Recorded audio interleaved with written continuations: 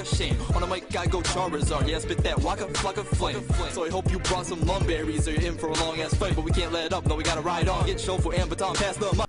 What is up, YouTube? Your host with the most retro bro is back for another Pokemon X and Y mixed tier battle. So my opponent has quite a bit of power, running D-Knight, Excadrill. I'm pretty sure his Aggron is Mega. Ambor is lower tier. You have Slacking, which is your lower tier but hits extremely hard. And then he has a Noivern, which is very speedy and hits somewhat hard but is extremely frail. So looking at this team, though powerful and does look kind of fearsome, I think I can handle it based on what I'm carrying. I can run Metagross for not only the Slacking, but as well for the D-Knights. I can run Shuckle, the Toxic, everyone that isn't Steel once we get the Steel types out of the way. Clowerster takes care of Aggron, Mega or not, as well as Excadrill.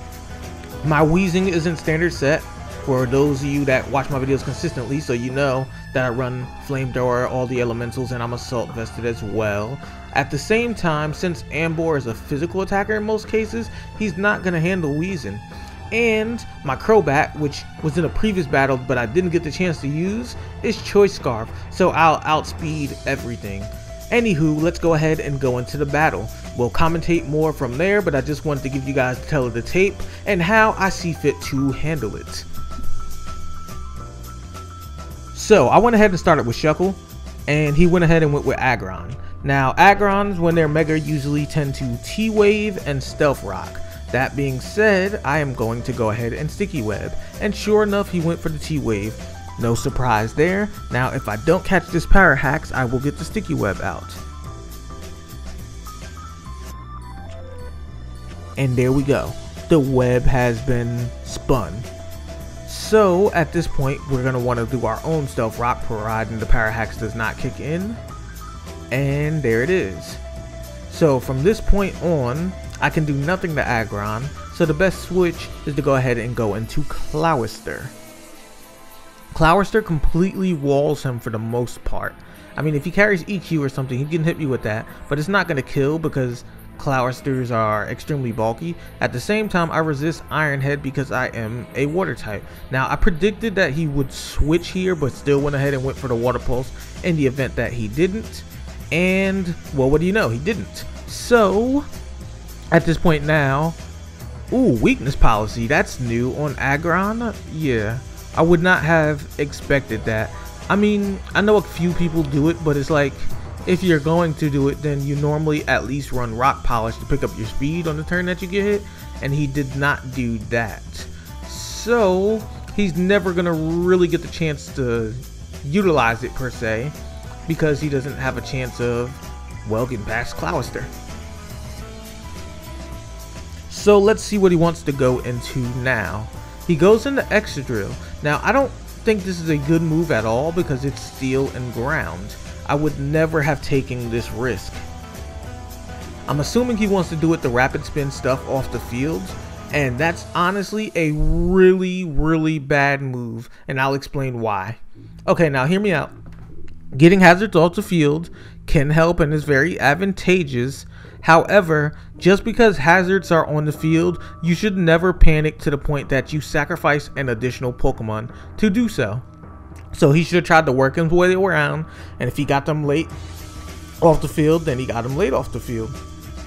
I mean, he had flying types like Dragonite and such anyhow, so he could have worked his way into it eventually, but he kind of panicked like, ooh, there's hazards on the field, I gotta get him off, and now not only is Aggron dead, but he just lost his Excadrill just as easily, and that's not the type of advantage you really want to give an opponent in any type of matchup. So at this point, he's going to have a serious problem because now there's no Steel types. I can start Toxicking things with Shuckle. So, though D-Knight will kill it, he's essentially a dead man now. The clock is just ticking with that Toxic on him, and there's nothing to worry about. He can take out the Shuckle, we'll get some time on the Toxic clock, slowly pending his doom, and then we'll come in with that nice all-in-powerful Steel type Metagross. Now, He's already shown that he's a physical Dragonite, which we already know. So chances are he may have Fire Punch or Earthquake, but my Metagross is max HP, max attack, so a single Earthquake will not kill me. I'll do a Meteor Mash, and if it doesn't miss, I can easily Bullet Punch the next turn, and that's one dead D-Knight. So let's go ahead and work on that. As predicted, he had the Earthquake. We went ahead and had it for brunch, and here comes that Meteor Mash. Nice and clean, didn't miss. Toxic winds him down a little bit, and there we go. Bullet Punch range. That is one dead dragon.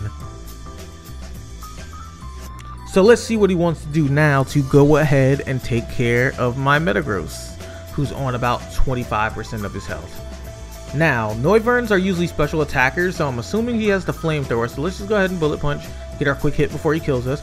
But no, he uses Draco Meteor, which I don't agree with at all here, because I resist steel type moves. So now I'm alive. He took a huge hit to his special attack, and guess who's gonna get hit again? Well, not Noivern, because he has decided to switch, but he will be catching a Bullet Punch. Now, normally Ombors are like scarfed, so I predicted he would go first, but I was just gonna let my Metagross die. But it looks like he's not, which means my natural speed is faster, and he catches that EQ. So he is dead now. And now he goes into Slacking. Slacking will definitely kill, so let's just go ahead and do some damage with Bullet Punch before he takes us out. And Metagross put in some serious work, not even bad. So at this point, Slacking cannot attack, so he has no choice but to switch out or to allow it to get hit. So this is when Regigigas comes to do some serious work. So I'm going to go ahead and T-Wave now, because no matter what he puts out, well, it's going to catch the Power Hacks.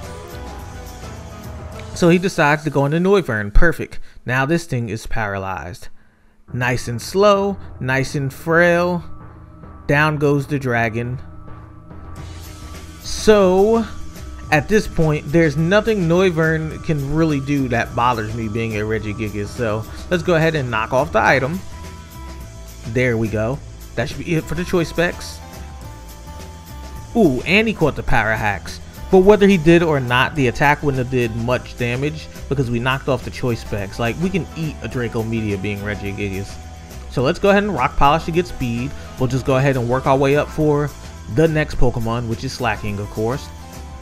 Ooh, and the hacks are real. Paralyzed again. At this point, let's go ahead and Dizzy Punch.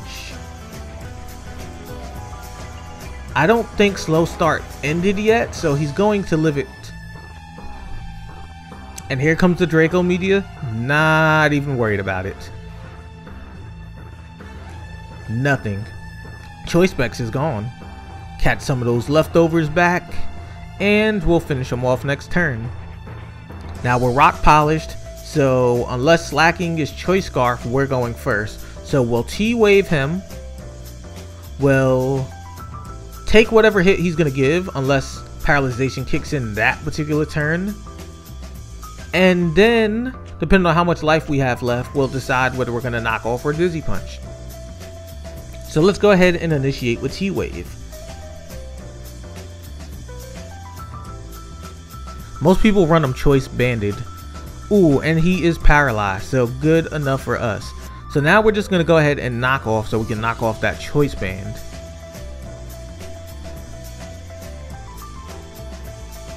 And there goes his Choice Band. Now we can just Dizzy Punch him to death because he can't move regardless.